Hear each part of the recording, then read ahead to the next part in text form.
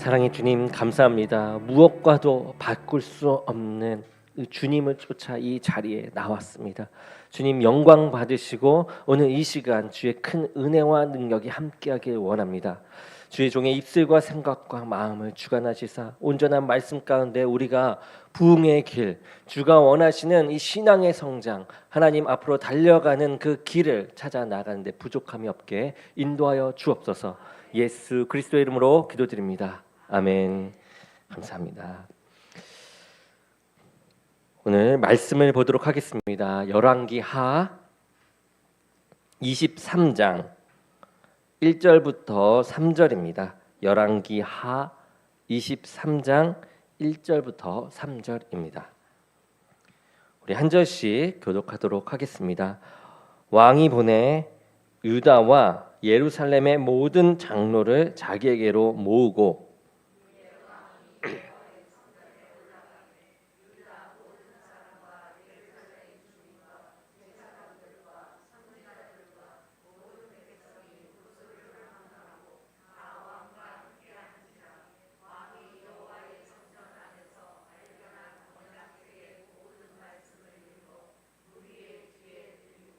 왕이 단 위에 서서 여호와 앞에서 언약을 세우되 마음을 다하고 뜻을 다하여 여호와께 순종하고 그의 계명과 법도와 율례를 지켜 이 책에 기록된 이 언약의 말씀을 이루게 하리라 하매 백성이 다 그 언약을 따르기로 하니라. 아멘.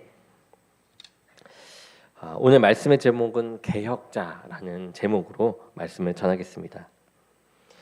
오늘 본문 말씀을 보면 구약 시대에 있었던 신앙 개혁에 관한 이야기가 나와 있습니다. 하나님께서 이스라엘을 당신의 백성으로 삼으셨지만 그렇다고 이스라엘 백성들이 하나님이 보시기에 늘 기쁨이 되어드리는 그런 삶을 살았던 것만은 아닙니다. 반대로 하나님을 슬프게 해드리는 일들이 너무나도 많이 있었던 것을 우리가 성경을 통하여서도 많이 보았습니다. 특별히 이스라엘의 왕들 중에는 하나님께서 악하게 여기는 왕들이 아주 많았습니다. 솔로몬 왕 이후에 이스라엘이 두 왕국으로 갈라집니다. 북이스라엘과 남유다 왕국으로 갈라지게 되죠. 북이스라엘에는 멸망 전까지 19명의 왕이 있었는데 이들 모두가 하나님 보시기에 모두 악했습니다. 그리고 남유다 왕국에는 20명의 왕이 있었는데요. 그 중에 7명만 선하게 여김을 받았고 나머지는 다 악한 왕이었습니다. 그런데 그러한 악한 환경 가운데에서 이 신앙의 개혁을 단행해서 하나님께 선한 왕으로 인정받은 그 왕 중에 한 명이 바로 요시야 왕입니다. 그렇다고 요시야 왕의 선조가 좋은 왕이었냐 하면 그렇지 않아요. 그 반대입니다. 요시야 왕의 할아버지인 이 므낫세 왕, 이 므낫세 왕은 역대 왕들 중에 최고로 악한 왕이었고 요시야 왕의 아버지 아몬 왕도 악한 왕이었습니다. 그런데 이러한 악한 환경 가운데에서도 요시야는 이 아버지의 죽음으로 인해서 8살의 왕이 되었어요. 그리고 31년 동안 이 유다 나라를 다스리면서 모든 잘못된 신앙을 회개케 하고 바로 잡았으며 이스라엘 백성을 하나님의 이 뜻대로 살게 하는 커다란 신앙의 개혁을 일으켰습니다. 요시야와 같은 신앙의 개혁은 중세 시대의 기독교 역사 속에 나타난 개혁자들, 특별히 마틴 루터를 통해서도 찾아볼 수가 있습니다. 이 중세 시대 유럽의 기독교가 하나님 보시기에 거짓된 종교로 타락했을 때 이 마틴 루터라는 사람에 의해서 개혁 운동이 시작되어서 결국 이 개신교가 탄생하게 됩니다. 그런데 이 요시야 왕이나 마틴 루터의 개혁을 보게 되면 그것이 하나님의 말씀을 근거로 해서 시작되었다라는 것을 알 수가 있어요. 그들은 하나님의 말씀을 목숨을 바쳐 붙잡았습니다. 그리고 신앙의 개혁을 이루어 나갔던 것이죠. 그 말씀을 붙잡고 그 말씀 하나를 가지고요. 곧 하나님의 말씀은 우리의 신앙 개혁의 근거가 되고 힘이 되는 것입니다.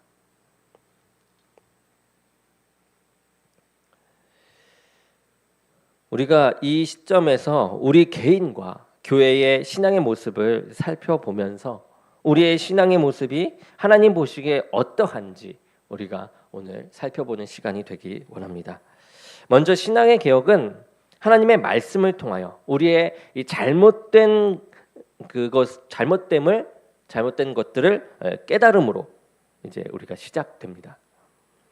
요시야 왕은 비록 어려서 왕이 되었습니다. 그렇지만 하나님에 대한 사랑이 있었던 그런 왕이었어요.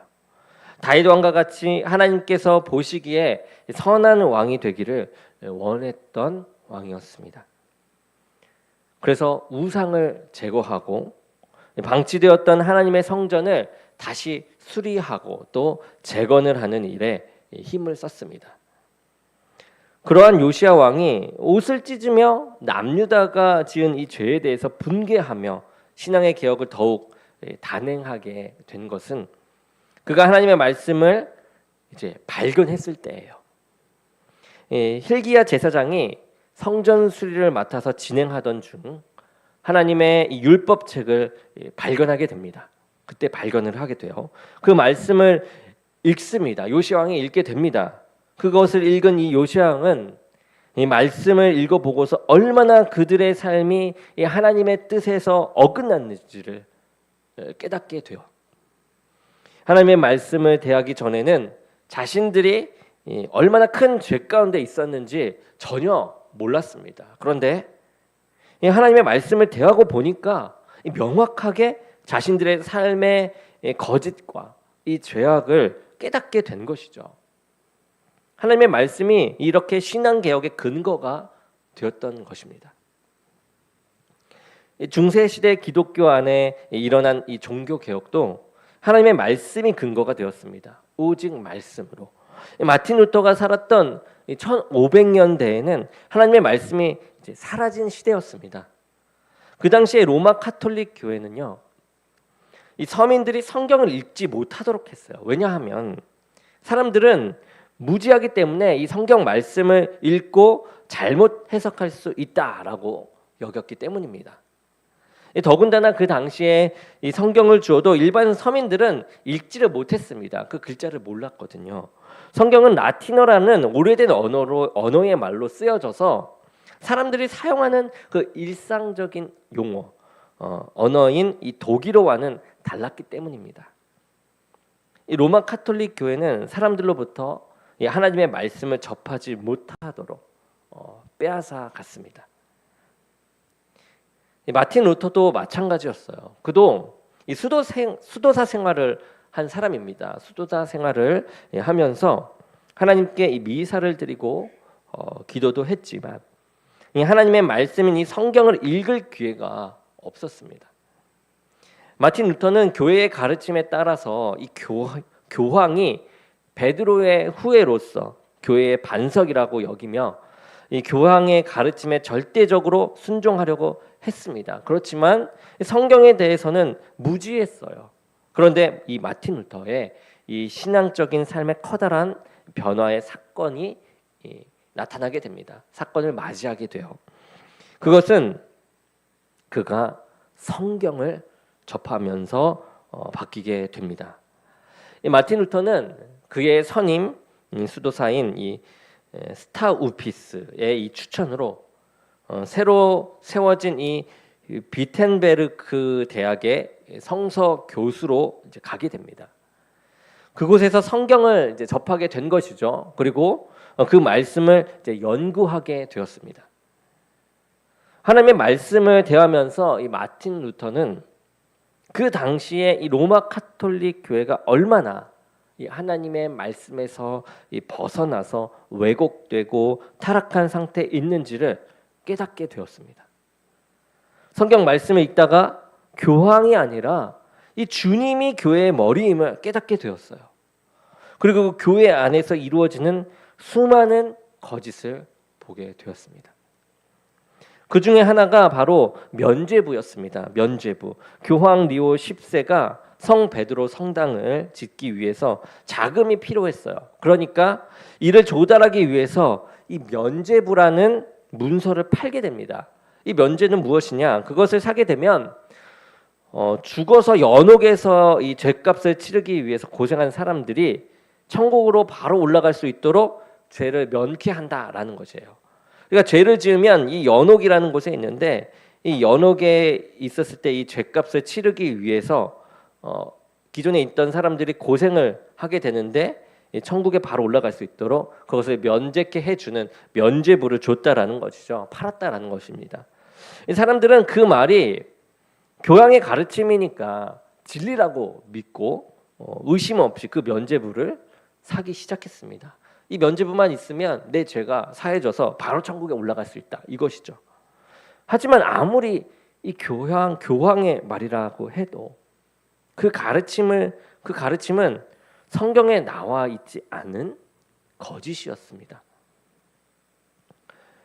이러한 면죄부가 얼마나 거짓되게 남용되었는지 이에 관해서 우스운 이야기가 있습니다. 당시 이 면죄부 판매는 테첼이라는 이 도미니카 수도사에게 맡겨졌는데 어느 날 한 남자가 이 면죄부를 사러 그에게 왔습니다.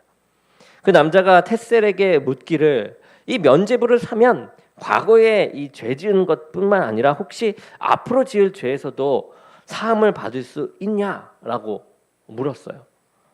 이 테첼은 이 면죄부를 팔 생각으로 이 면죄부를 사면 당신이 지을 죄까지도 사함을 받습니다 라고 말을 했어요. 그리고 그 남자는 그 말을 듣고 그 면죄부를 샀습니다. 테첼은 성공적으로 이 면죄부를 팔아서 많은 돈을 거두어 들였어요. 그런데 그러던 어느 날 한 강도가 테첼을 습격했고 이 면죄부를 판 돈을 모두 훔쳐갔습니다. 그런데 알고 보니까 그 강도는 테첼에게 앞으로의 죄도 사함을 받을 수 있냐고 묻고 면죄부를 사갔던 그 사람이었다라고 합니다. 이러한 거짓된 가르침은 하나님의 말씀으로 불변할 수 있습니다. 하나님의 말씀을 제대로 대할 때에 이러한 거짓이 드러나게 되어 있습니다. 마틴 루터가 태어나기 100여 년 전에 존 후스라는 체코 사람도 하나님의 말씀을 읽고서 이 로마 카톨릭 교회의 거짓됨을 깨닫게 되었어요. 이 말씀을 읽고서요. 이 후스는 교황의 말이 아니라 이 성서에 나타난 말씀을 사람들이 이해할 수 있는 체코 말로 성경 말씀을 이제 전하면서 사람들에게 하나님의 말씀을 알리려고 했습니다. 그런데 이 교황은 이것을 금지했어요. 그리고 그들을 이단으로 몰아붙였습니다. 결국 존 후스는 이단으로 몰아붙여져서 화형을 당하여 죽게 되었습니다. 하나님의 말씀이 없으니까 교황이나 교회가 이렇게 거짓에 빠지게 되었습니다. 그리고 그 거짓이 드러날까 봐 더욱 하나님의 말씀을 숨기는 것이에요. 그리고 그 진리의 말씀대로 살아가려고 했던 이들은 핍박을 받게 된 것입니다. 오늘날도 마찬가지입니다. 이 세상은 하나님의 말씀을 드러내는 시대가 아니라 도리어 사람들로부터 하나님의 말씀을 빼앗아 갑니다.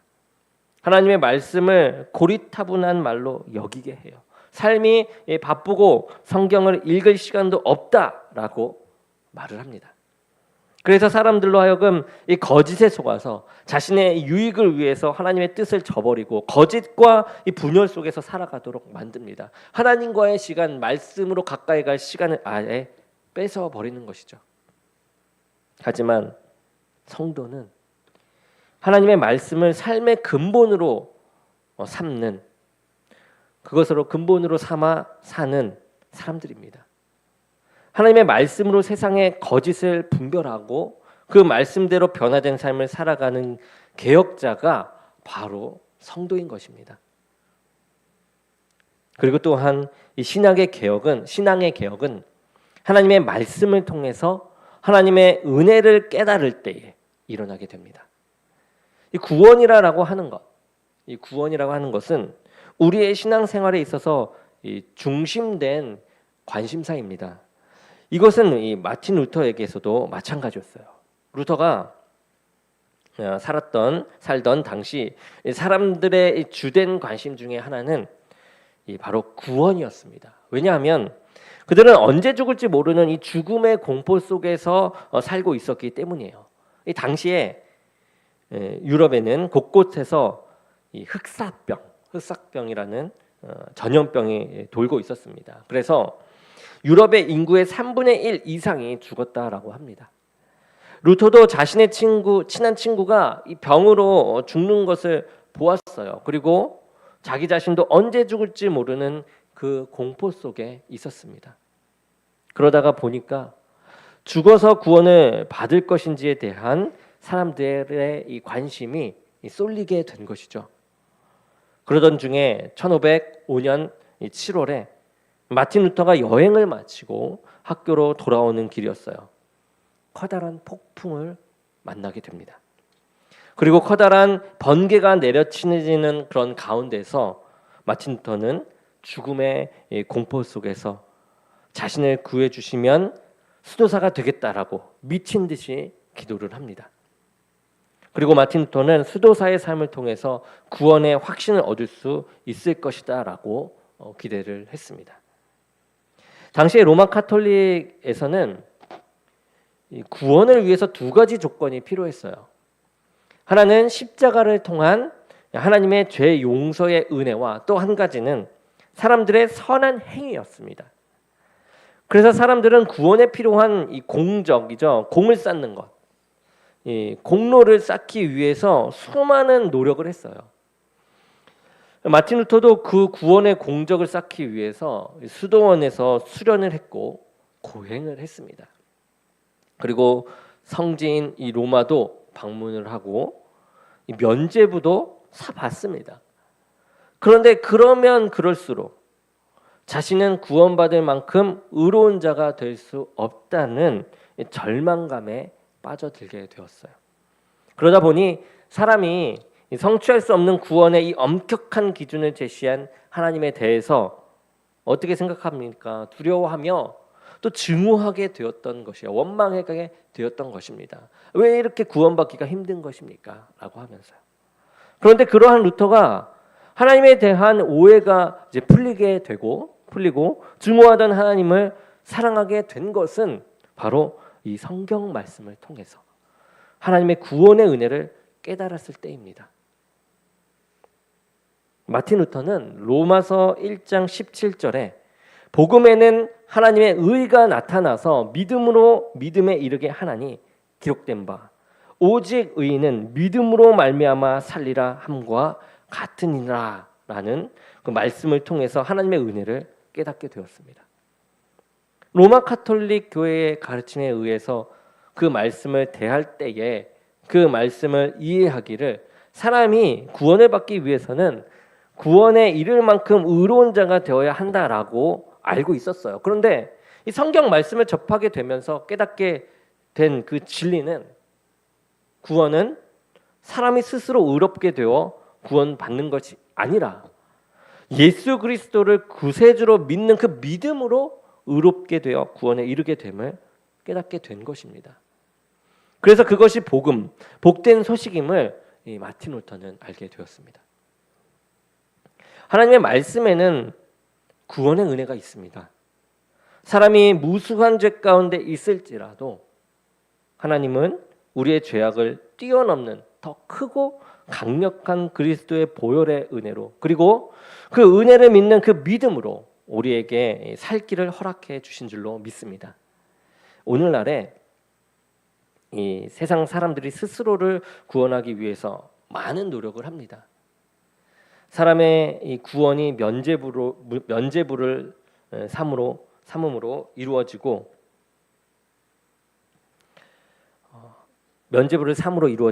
선행으로 이루어진다라는 그 거짓된 가르침이 있습니다. 세상에 이 돈과 명예가 나를 구원해 줄 것이라는 세상적인 거짓된 소리들도 있습니다. 하지만 여러분, 분명한 것은 우리의 구원은 오로지 예수 그리스도의 십자가의 은혜를 통해서만 있고, 그것을 믿는 믿음으로 죄인된 우리는 의롭다 여김을 받고 구원에 이르게 될 줄로 믿습니다. 이러한 진리는 사람의 생각으로 깨달아지는 것이 아닙니다. 그것이 아니라 하나님의 말씀으로 깨달아지는 것이고 참된 구원에 이르게 되는 것입니다. 신앙의 진정한 개혁, 그 개혁은 하나님의 진리의 말씀을 우리의 삶을 통해서 드러내는 일입니다. 이 요시야 왕과 이 마틴 루터를 비롯한 이 종교 개혁자들은 숨겨져 있는 하나님의 말씀을 드러내고 하나님의 말씀을 기준으로만 해서 살려고 했던 그런 사람들입니다. 그들이 하나님의 말씀을 세상에 선포하려고 했을 때에 커다란 핍박과 죽음의 위협, 그런 것들이 있었습니다. 고난이 있었습니다. 사단은 자신의 이 거짓이 드러날까 봐 진리인 하나님의 말씀을 이 땅의 사람들로부터 감추고 빼앗고 왜곡시키고 핍박을 합니다. 하나님의 말씀보다 거짓된 사람의 말을 더욱 영향력 있게 믿고 따르도록 그렇게 세상을 바꿔 나아갑니다. 우리가 하나님의 말씀을 소홀하게 하고 바쁘고 분주하게 나아가기 때문에 읽을 시간이 없다라며 등한시하는 것이 나의 선택의 의지라고 여길 수만은 없습니다. 여러분, 사단은 우리로 하나님의 말씀을 제대로 접하지 못하도록 하나님과 계속 떨어지도록 하는 것이에요. 그래서 우리의 삶이 주님이 원하시는 삶으로 변하지 못하도록 그런 악한 의지를 가지고 우리를 방해하고 있다라는 것입니다. 그렇기 때문에 우리가 이러한 생각 속에 사로잡히고 이 세상을 살아가는데 하나님의 말씀을 더욱더 멀리하게 되는 것이죠. 하지만 진정한 성도는, 진정한 그리스도인은 이 사탄의 방해를 이겨내야 합니다. 그리고 하나님의 진리의 말씀으로 거짓을 분별해야 합니다. 그리고 그 말씀을 나의 삶을 통해서 세상에 드러내는 그런 개혁자의 삶을 살아가야만 합니다. 그리고 개혁자들은 하나님의 구원의 은혜를 드러내는 사람들입니다. 구원받기 위해서 내가 무엇인가를 해야 하고 공을 세우기 위해서 헛된 수고로 살아가는 인생이 아니라 오로지 하나님의 은혜가 구원의 유일한 길임을 믿고 의지하도록 선포하는 사람입니다. 디모데후서 3장 16절에서 17절에 이렇게 나옵니다. 모든 성경은 하나님의 감동으로 된 것으로 교훈과 책망과 바르게 함과 의로 교육하기에 유익하니 이는 하나님의 사람으로 온전케 하며 모든 선한 일을 행하기에 온전케 하려 함이니라 라고 하였습니다. 하나님의 말씀을 대할 때에는 변화가 일어나게 되어 있습니다. 온전한 사람으로 날마다 개혁되어져 나아가는 것입니다. 간절히 원하기로는 자신의 이 주장과 유익을 드러내기 위해서 하나님의 말씀을 숨기려고 하고 왜곡시키려고 시켰던 이 악한 세력이 많은 이 시대에 요시야 왕처럼, 그리고 마틴 루터와 같이, 그리고 궁극적으로 이 땅에 하나님의 말씀으로 나타나신 이 예수 그리스도와 같이 하나님의 말씀을 드러내며 그 말씀대로 나와 가정과 우리 교회와 이 사회, 이 일터에 주님의 말씀으로 변화시키는 그런 개혁자의 삶을 살아갈 수 있는 저와 여러분이 되기를 간절히 축원합니다. 기도하겠습니다. 사랑의 주님, 감사합니다. 오늘 또 말씀 가운데 나아갑니다. 말씀으로 무장해 나갑니다. 말씀으로 개혁자의 삶을 살아가기 원합니다. 우리들의 밟는 모든 걸음걸음, 그 장소마다 주가 드러나는 개혁자의 삶이 되게 도와주시옵소서. 역사하실 주님을 믿사옵고 예수 그리스도의 이름으로 기도드립니다. 아멘.